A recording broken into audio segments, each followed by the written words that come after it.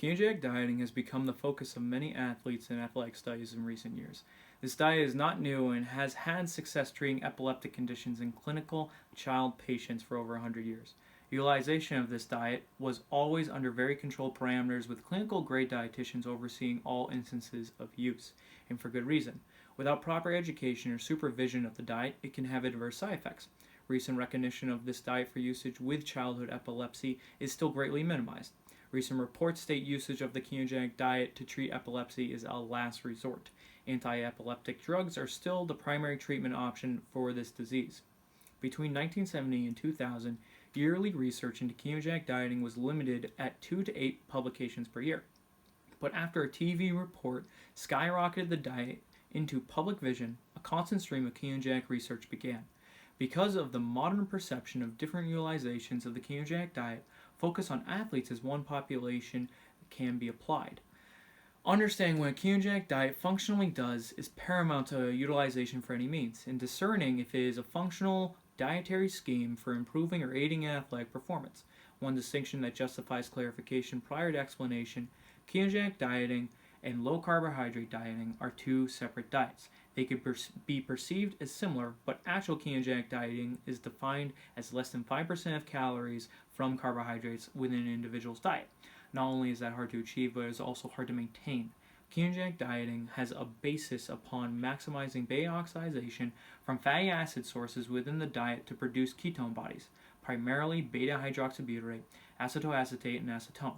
A body reaches a state of ketosis primarily producing ketone bodies for production of acetyl coenzyme A as a precursor for glucose production after a starvation or restriction period of carbohydrates. Production of ketone bodies becomes a fail-safe system to supply energetic fuel sources to major organs such as the brain when the body is presented with a lack of dietary carbohydrates. The positives of the ketogenic diet are utilization of fatty acids as a primary fuel source through that conversion, muscular recomposition, improved recovery, reduced holistic inflammation, and multiple accounts have provided anecdotal evidence of increased mental clarity, which is reinforced by prior research on epileptic patients. There are potential negative side effects as well to the ketogenic diet. Multiple studies have listed an increase in problematic microbiotic stool species and consequential effect to lean body mass and decreases in performance for endurance athletes. Many additional studies done with an athletic sample population are inconclusive of results, restrictive of sample size, or need additional studies to reinforce findings. The application of ketogenic diets on athletes is fairly new and goes against all literature principles utilized for athletes in the modern era. Carbohydrate intake and muscle glycogen stores have always been the epitome to performance, and this research begins to challenge the status quo. This is not a bad thing. On the contrary. Further understanding of nutritional applications can only benefit more athletes. Knowledge breeds expanse, especially in nutrition. The potential positives attributed to ketogenic dieting does warrant further research.